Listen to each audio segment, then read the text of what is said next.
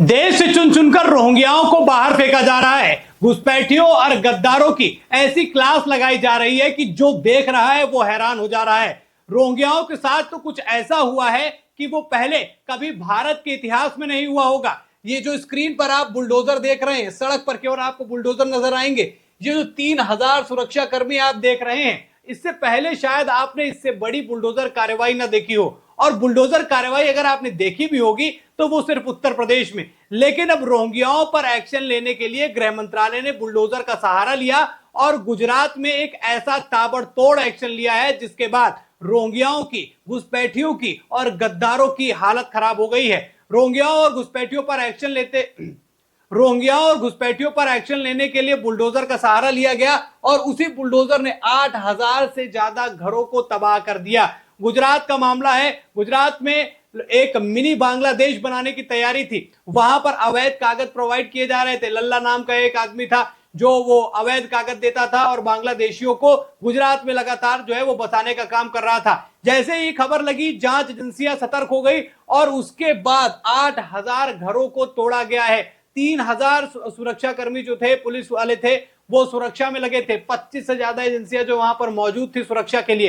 क्या हुआ है गुजरात में, चलिए बिना सस्पेंस क्रिएट किए आपको बताता हूं कि कैसे गुजरात का बुलडोजर एक्शन जो है वो ऐतिहासिक माना जा रहा है और क्यों इस बुलडोजर एक्शन की चर्चा ज्यादा हो रही है। सबसे पहले बताता हूं कि हुआ क्या है, इस बुलडोजर ने क्या क्या तबाह किया है। 8000 से ज्यादा घरों को तोड़ा गया। 2.5 लाख वर्ग मीटर जमीन जो है वो कब्जा मुक्त कराई गई है और साथ ही साथ 50 बुलडोजर लगाए गए थे जिन्होंने 8200 घरों को तोड़ने का काम किया है। और इन घरों में रहते थे अवैध लोग। वो लोग रहते थे जो बांग्लादेश और म्यांमार के लोग थे, जो भारत में गलत तरीके से उन्होंने कब्जा कर लिया, आते थे, उस जमीन पर कब्जा करके रहने लगे। और उनको कागज देने वाले व्यक्ति का, जिसका नाम लल्ला मैं बता रहा हूं, उस पर भी कार्रवाई की गई। उसके रिजॉर्ट को ध्वस्त किया गया, उसकी प्रॉपर्टीज को जब्त किया गया है। तो ये एक्शन जो है बहुत बड़ा एक्शन माना जा रहा है और इसके आगे के लिए सरकार ने क्या सोचा है वो भी मैं आपको बताऊंगा। 3000 पुलिस बल तैनात हुआ था इन 8200 घरों को तोड़ने के लिए। एसआरपी की 25 कंपनियां लगाई गई थी।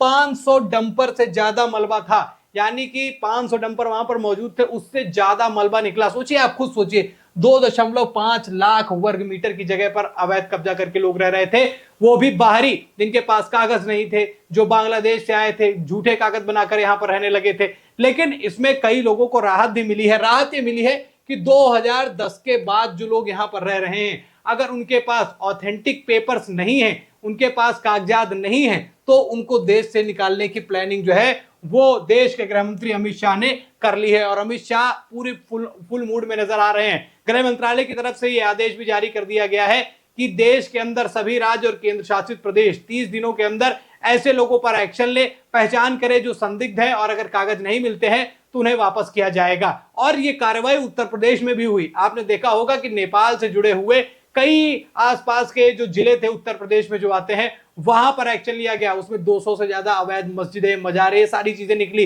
कई वर्ग मीटर जो है, लाखों वर्ग मीटर जमीन जो है वो फंसी हुई थी, कब्जे में करके रखा थे लोगों ने, और उस पर एक्शन हुआ। सब सिद्धार्थनगर से मामला शुरू हुआ, घूमते हुए लखीमपुर, शाहजहांपुर, बरेली, यहां तक पहुंचा। और अब ये एक्शन जो है वो गुजरात से इसलिए चर्चा का और ये गुजरात का एक्शन इसलिए चर्चा में है क्योंकि ये माना जा रहा है कि इससे बड़ा एक्शन एक बार में कभी भी नहीं लिया गया है जिसमें बुलडोजर को शामिल किया जाए। यह एक्शन दोस्तों इसलिए लिया जा रहा है क्योंकि पहलगाम हमले के बाद ये माना जा रहा था कि देश के अंदर ही कुछ ऐसे अराजक तत्व रह रहे हैं जो भारत में रहकर भारत का खाते हैं, लेकिन उनका प्रेम जो है वो दूसरे देश के लिए नजर आता है। और खास तौर पर बांग्लादेशी घुसपैठिए जो देश के अंदर आ रहे हैं, सरकारी योजनाओं का लाभ उठा रहे हैं, अवैध कागज बनाकर यहां पर रह रहे हैं, और कई जो है संदिग्ध गतिविधियों में इनका नाम भी शामिल होता है। इसलिए सरकार ने अब यह तय कर लिया है कि कोई भी बाहरी देश का व्यक्ति हमारे देश में तब तक नहीं रह सकता जब तक उसको सरकार अलाउ ना करे। और ये जो 8200 घरों को तोड़ा गया है, ये इसीलिए तोड़ा गया है कि इस पर लगाम लगाया जा सके।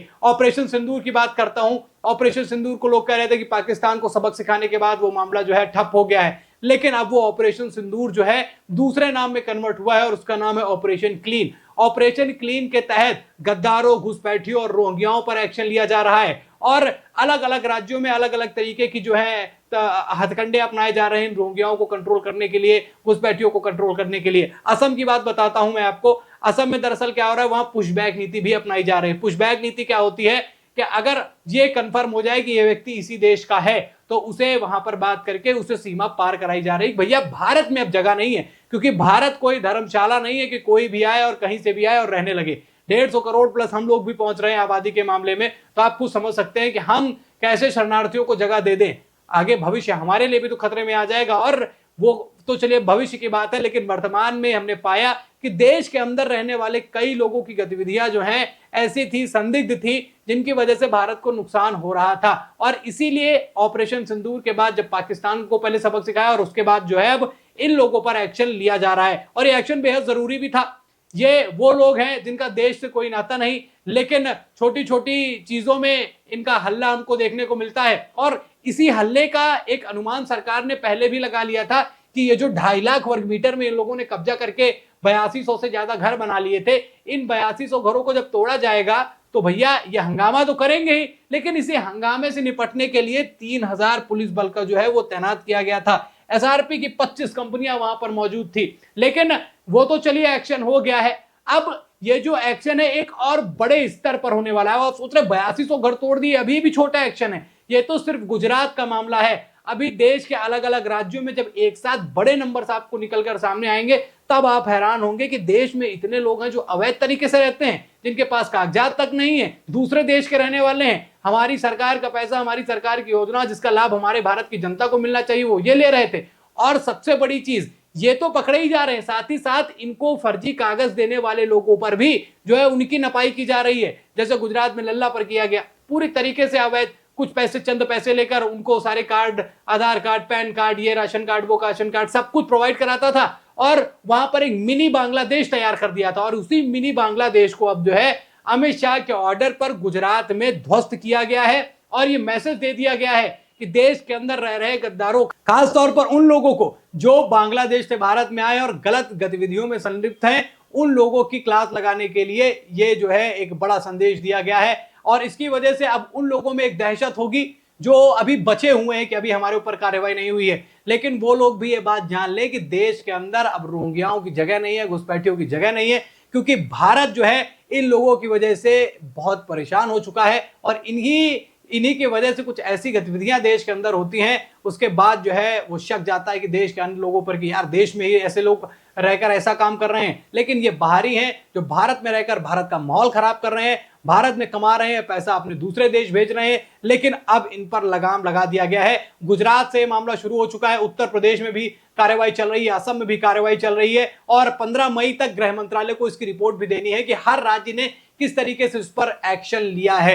यानी कि देश के अंदर अब रोहिंग्याओं की जो है वो खैर नहीं। क्या ये एक्शन और तेजी से लिया जाना चाहिए? जिस हिसाब से 30 दिन का अल्टीमेटम गृह मंत्रालय ने दिया है, इसको क्या थोड़ा सा टाइम एक्सीड करते हुए इस कार्रवाई को गहराई से पूरा करना चाहिए, जिससे इन घुसपैठियों रोहिंग्याओं पर लगाम लगाया जा सके? कमेंट करके अपनी राय जरूर बताइएगा दोस्तों। खबर में इतना ही। वीडियो को लाइक और शेयर कीजिए, चैनल पर नए हैं तो चैनल को जरूर सब्सक्राइब कीजिएगा। फिर मिलते हैं नई खबर में, तब तक के लिए धन्यवाद।